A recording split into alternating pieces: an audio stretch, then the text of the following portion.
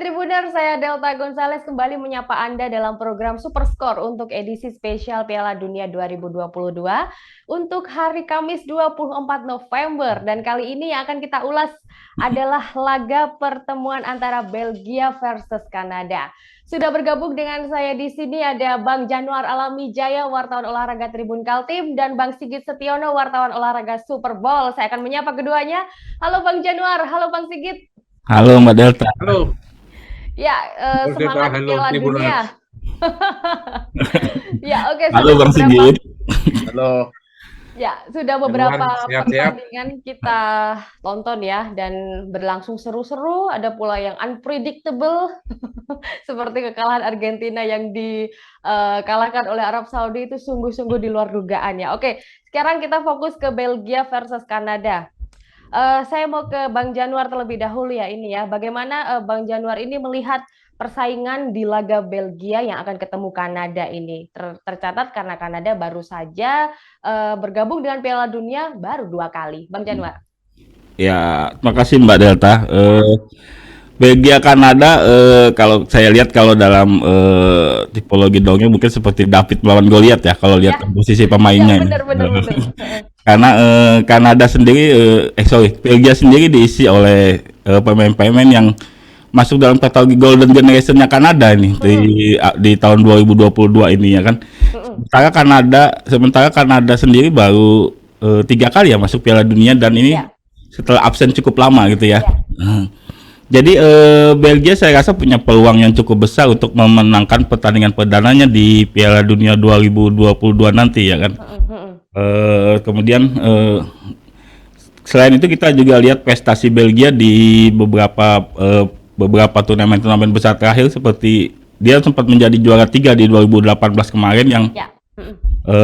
yang mayoritas pemainnya sebenarnya diisi hampir sama dengan Piala Dunia 4 tahun yang lalu. Karena itu Belgia tentu saja punya peluang lebih besar untuk mengalahkan Kanada dalam pertandingan malam ini di Stadion Ahmed bin Ali ya kan.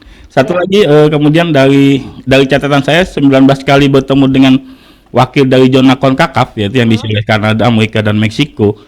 Belgia ini hanya 4 kali kalah gitu ya kan. Ya jadi mungkin Belgia peluangnya lebih besar memenangkan pertandingan pada malam ini, Mbak Delta. Ya, memang Belgia disebut sebagai lebih superior daripada Kanada yang baru kemarin sore bisa dikatakan bergabung dengan Piala Dunia. Nah, sekarang ke Bang Sigit ini, seperti apa nih performa Kanada yang akan melawan Belgia, yang akan menantang Belgia nanti? Ya, Kanada ini terakhir 86 ya. Ya, benar. Delta belum lahir ya. Iya, belum banget ini. Meksiko itu ya. Si zaman Maradona Bang Sigit. Saya fokusnya menonton Maradona itu Piala Dunia milik Maradona. Tangan Tuhan sampai dengan dia membawa trofi gitu ya. Ya. Tapi dan itu saya yang menarik lukisan di websitenya FIFA itu bagaimana Kanada itu dilukiskan membawa pemain dari kebanyakan pemain amatir tahun 86. Dan juga ada pemain-pemain yang mungkin sekarang namanya futsal, indoor football ya. Jadi betapa compang-camping kondisi tim waktu itu ya. Nah, setelah sekian tahun 86 ke 2022 Kanada juara CONCACAF. Ini yang mengagetkan. Dan juara CONCACAF itu berarti mengungguli Meksiko dan mengungguli Amerika Serikat. Kemarin Amerika Serikat bermain dengan Wales cukup bagus ya. Jadi yang apes sekarang adalah sebenarnya hilangnya Alphonso Davies ya. Itu legenda muda dari yang membawa angin segar di tim Kanada. Itu yang sedikit sebenarnya mengurangi tekanan ke Belgia. Padahal Davies ini termasuk pemain muda paling bersinar di Eropa melalui Bayern, kecepatan larinya tiada duanya. Yaitu sebenarnya ini menarik melawan tim rata-rata pemain muda 21, 23 begitu melawan All Crack dari Belgia ya. Januar bilang tadi 2018 sampai 2022 ini sebenarnya Belgia nggak banyak berubah timnya. Dan ini saya kira kesempatan untuk Kanada ya yang underdog lalu melawan tim yang peringkat atas lah, ini termasuk 3 besar atau 5 besar dunia yang diunggulkan untuk juara 2022. Itu dari saya tentang Kanada ya.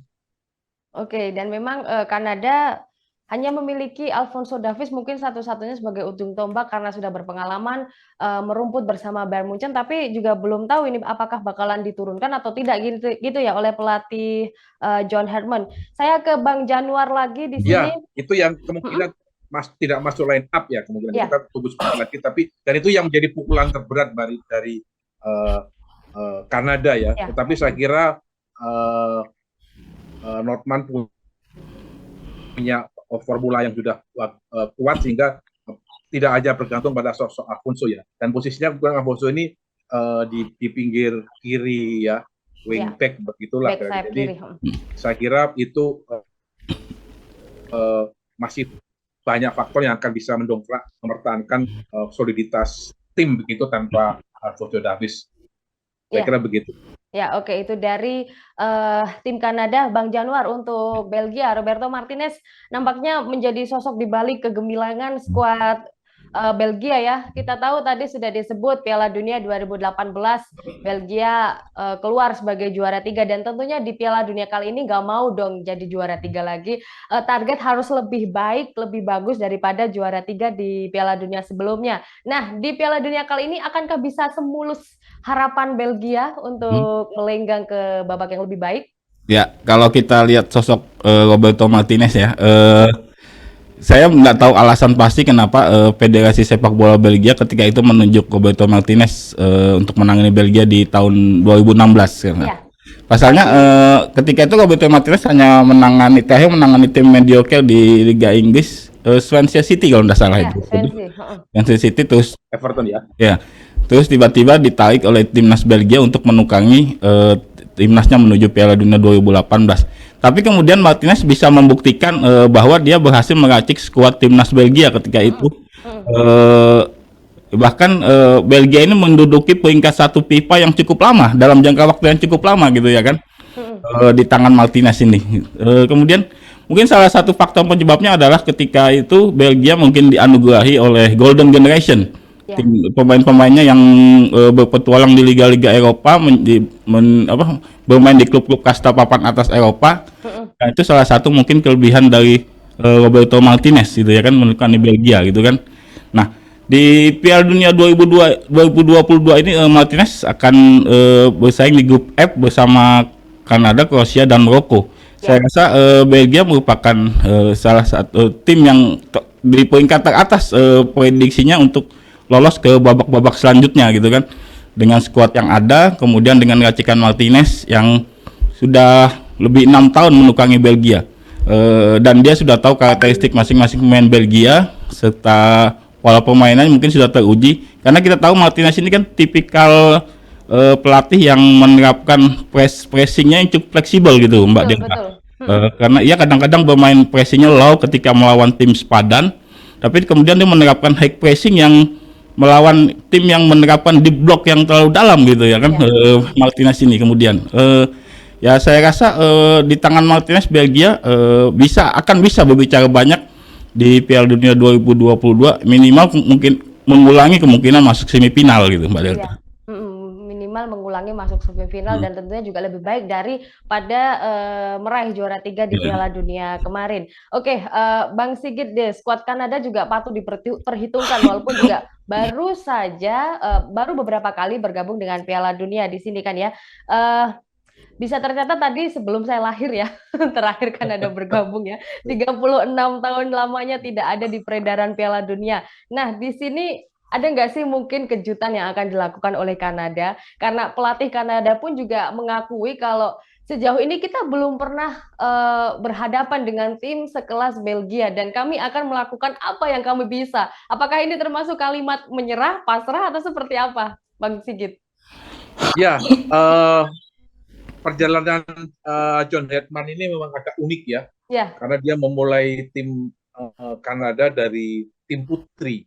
Benar, dari tim putrinya. Lalu bisa menata tim dari nol begitu ya. Dan saya kira Kanada beruntung seperti program seperti naturalisasi itu berjalan bagus ya, sehingga pemain-pemain baru pemain-pemain yang termasuk imigran, juga Amerika juga begitu, itu menumbuhkan spirit timnya sangat bagus. Dan kebetulan saya kira pemain seperti Davis ini meskipun tidak diturunkan kalau cedera itu bisa membangkitkan spirit. Nah, memang ini menjadi titik ekstrim ya antara tim yang berbasis pemain muda, termasuk tim semacam debutan begitu melawan tim yang sangat diunggulkan, Belgia yang lama mencapai peringkat 1 FIFA. Dan saya kira kalimat dari pelatih seperti itu dari sisi tim nothing tulus sebenarnya. Dan itu bisa menjadi pemain yang lebih enjoy saja, tidak akan kalah tidak malu, kalah berapapun yang penting mereka akan menunjukkan perform. Dan ini panggung bagi pemain-pemain muda ya, karena juga ada Jonathan David yang sudah berpengalaman di Prancis, lalu bisa menjadi salah satu pemain kunci yang sebenarnya dia juga beberapa kali akan hijrah ke Liga Inggris, tapi tertahan, dan itu akan menjadi panggung dia untuk ini loh, kita bisa laku ya. Kemarin dan kasus Arab Saudi saya kira akan menjadi booster yang bagus bagi tim-tim underdog ya. Benar. Setelah dari Asia, lalu ini Amerika Utara ini yang selama ini dianggap nothing begitu di dunia sepak bola, sekarang sudah mulai bangkit, dan itu akan membangkitkan Piala Dunia di kawasan Amerika Utara semakin prospektif begitu, secara industrial maupun secara tim permainan. Ya, oke. Benar Bang Sigit, saya sepakat dengan kekalahan Argentina dan kemenangan Arab Saudi tipis 2-1 itu bisa membuat tim-tim yang tidak diunggulkan di Piala Dunia 2022 kali ini bisa membangkitkan semangat mereka, dan pula sekaligus buat negara-negara yang memang diunggulkan di Piala Dunia kali ini juga jangan terlalu jumawa, karena Argentina yang memang diunggulkan sebagai juara pun kandas di pertandingan perdananya dan sekarang menjadi juru kunci di grup. Seperti itu. Saya ke Bang Januar ini ya, dari komposisi Belgia. Komposisi pemain-pemain Belgia didominasi oleh pemain yang memiliki caps lebih dari 100. Seperti Vertonghen, Hazard, ada Witsel, Mertens, sampai Lukaku. Nah, ketemu dengan Argentina, apakah ini merupakan laga yang mudah bagi mereka? Mengingat juga pemain-pemain Kanada juga masih minim pengalaman di Piala Dunia. Oke, Mbak Dita, terima kasih. Belgia memang diisi oleh pemain berpengalaman yang bahkan ada yang capnya sudah hampir 100, melebihi 100 pertandingan bersama timnas Belgia. Ya. Tapi jangan lupa juga bahwa ini adalah kesempatan terakhir bagi golden generation timnas Belgia mungkin mencicipi Piala Dunia, karena sesudahnya seperti Vertonghen atau mungkin Lukaku mungkin tidak akan ikut lagi di Piala Dunia 2026 mendatang gitu ya kan. Jadi mereka akan mengeluarkan kemampuan terbaiknya untuk menggarap hasil maksimal di Piala Dunia 2022 nanti ya kan. Dan dengan segudang pengalaman bersama-sama di tim ini sejak 2018 kemarin, saya rasa kolektivitas mereka sudah terbentuk secara solid gitu untuk menghadapi Piala Dunia 2022 kali ini, Mbak Delta. Ya, oke, benar. Berarti memang sekarang ini sedang generasi emas. Namun sayangnya generasi emas sekarang ini sudah pada memasuki usia senja dan belum tentu di pertandingan di Piala Dunia berikutnya mereka masih ikut atau tidak. Ini PR bagi Roberto Martinez. Mungkin kalau PNS ini mungkin pemain Belgia ini masuk masa MPP mungkin ya Mbak Delta ya. Ya, bisa saja masih masuk masa MPP ya. Ya, oke. Bang Sigit, ini sudah diketahui kalau Alfonso Davies bakalan absen di gelaran Piala Dunia 2022. Ini siapa yang akan menjadi andalan Kanada di sini kan ya? Karena Alfonso Davies juga back sayap kiri yang cukup mumpuni dengan bersama klubnya Bayern Munchen. Siapa yang akan menjadi penggantinya? Ya, dari sisi peluang starting up itu memang Kanada ini berbasis kekuatan pada teamwork ya, dan dia punya keunggulan di lini tengah, terutama gelandang serang ya.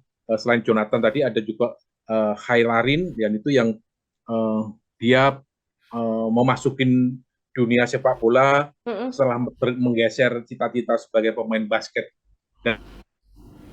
Dan saya kira ini salah satu karakter yang bisa menjadi kekuatan Kanada yang akan menghadapi tim lini tengah Belgia yang sangat tangguh dan pengalaman ya. Mereka akan seperti Buchanan misalnya, itu akan ya dalam bisa man to man dengan Kevin De Bruyne atau Witsel ya, karena memang dari sisi pengalaman anak-anak pemain ganda kalah jauh, tapi dia punya kelebihan saya kira pada power, dan itu yang akan saya kira menjadi salah satu kunci kekuatan yang akan dikedepankan oleh